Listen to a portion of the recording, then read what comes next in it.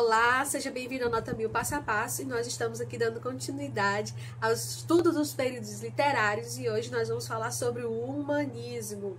Então, não perca essas dicas para você que está se preparando para o Enem e para os vestibulares. Então, gente, vamos dar continuidade ao estudo dos períodos literários. Nós falamos no outro vídeo sobre o trovadorismo, que foi o período literário que marcou a Europa durante o período da Baixa Idade Média, ali em século XI, século XII, mais ou menos, a poesia palaciana, os romances de cavalaria. E hoje nós vamos dar continuidade ao período que se segue ao trovadorismo, que foi o humanismo. Para que você entenda melhor o humanismo, é necessário que você entenda que ele foi um período de transição, tanto no tempo, né, entre a transição entre a Idade Média e a Idade Moderna, como na cultura, na arte, até porque o humanismo é um movimento filosófico, artístico também, né, que vai marcar não só a literatura, mas todo o entorno cultural da Europa naquele período. E ele vai ser então essa transição entre o trovadorismo, que se seguiu antes, ao renascimento, ou classicismo, né, também pode ser chamado dessa forma, que vai vir, então, em consequência, né, em seguida. A gente tem aqui, então, um período em que há uma mudança de pensamento, uma mudança cultural, muito ocasionado pelas mudanças sociais, políticas e econômicas que a Europa estava passando no período. Nós estamos aqui no fim da Idade Média, no fim do feudalismo, nesse sistema econômico. A gente vai ver, então, essa transformação, ela atingir as classes sociais, vão surgir classes sociais, o que antes era muito difícil. Lembra que a gente falou no vídeo passado que quem nascia pobre, morria pobre, quem nascia rico, morria rico. Não havia condição de alteração desse status social. E então, com essa mudança econômica, com o fim do feudalismo e o início do mercantilismo, existe também o surgimento aí de uma nova classe social, que é a burguesia.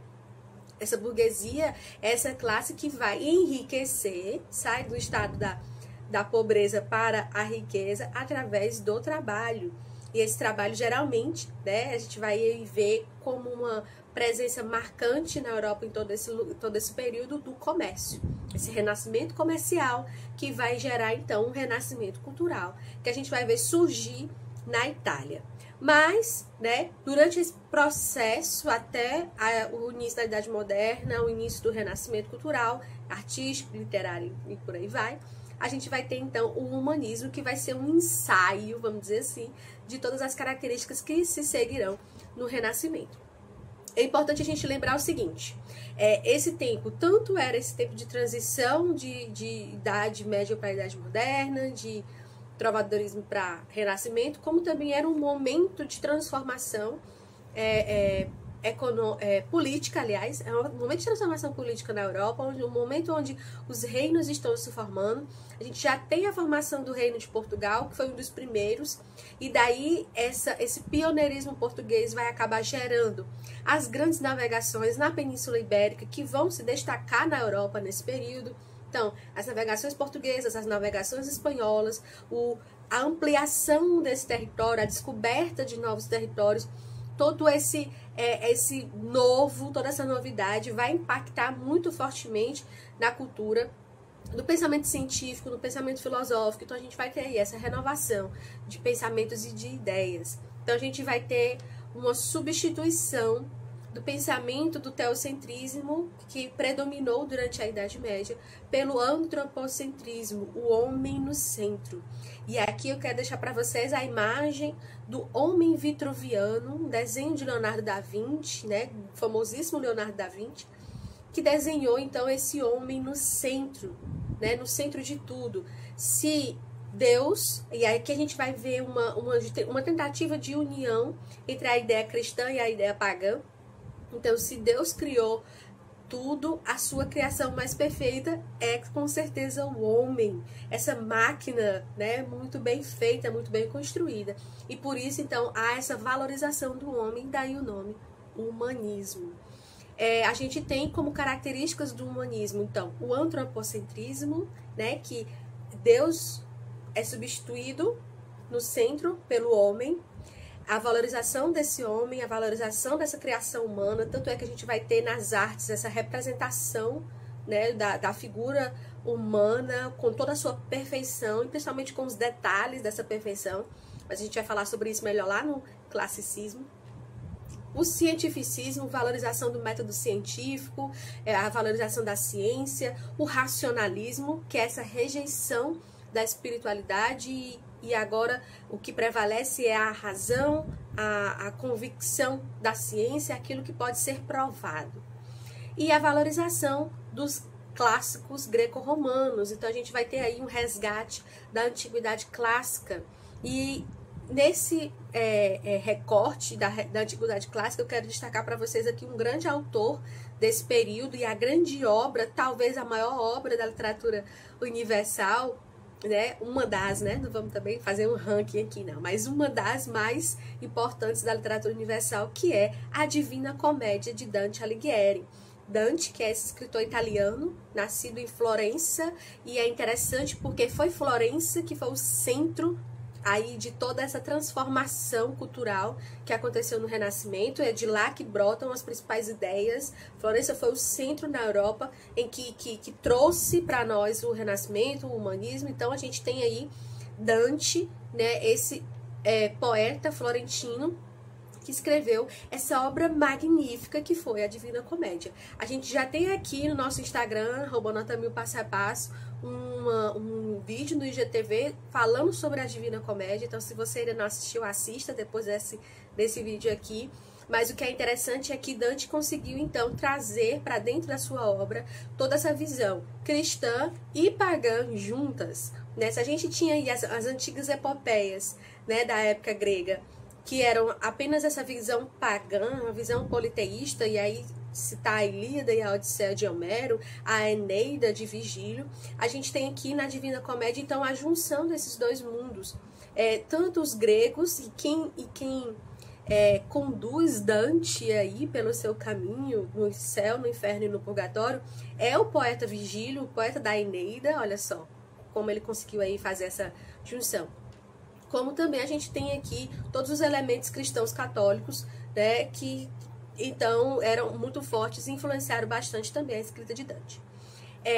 A Divina Comédia foi escrita em 1304, não se tem uma previsão assim, certa da data, mais ou menos entre 1304 e 1321, ou seja, no século XIV, né, exatamente esse século aí de transformação, de renovação, que a gente vai encontrar, né, com o humanismo, certo? Em Portugal, trazendo aqui para a nossa literatura, a raiz da nossa literatura brasileira, Portugal, então, vai ter uma grande transformação no período do humanismo, que é o quê? Em 1418, ou seja, no comecinho do século XV, um homem chamado Fernão Lopes é nomeado para ser o chefe, né, ou seja, o escrivão-mor da Torre do Tombo. O que é a Torre do Tombo? A Torre do Tombo era um local onde ficavam guardados todos os documentos que diziam respeito ao reino de Portugal. Então, a partir da nomeação de Fernão Lopes, a gente vai ter aí um avanço da historiografia, o que não existia, né? Tudo que era feito, o que acontecia, era contado e recontado pela tradição oral, ou então era recontado pelos trovadores, mas sempre, né, não tinha aquela questão de ser uma coisa oficial, né? Não havia esse selo de coisa oficial. Então, a partir da nomeação de Fernão Lopes para chefe da Torre do Tombo, então a gente vai então encontrar todo o resgate da história de Portugal, o que acontecia no reino, o que acontecia na corte. Tudo isso vai ser então contado e guardado na Torre do Tombo a partir da nomeação de Fernão Lopes.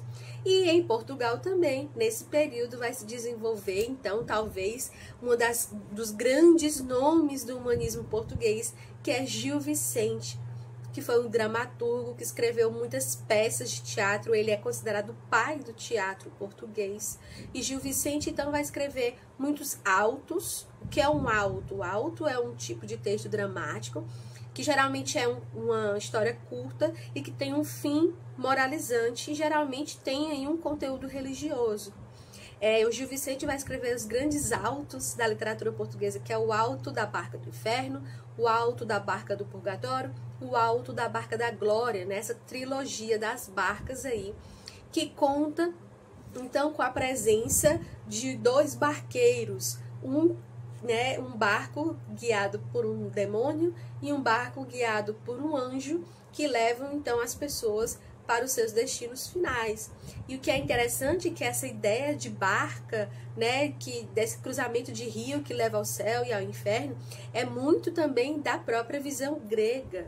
Então vejo aí como também Gil Vicente, embora tivesse esse forte teor católico cristão nos seus escritos, também incorpora um pouco aí da cultura, da tradição greco-romana. Então vejo como ele insere bem as características do humanismo aqui nas suas obras.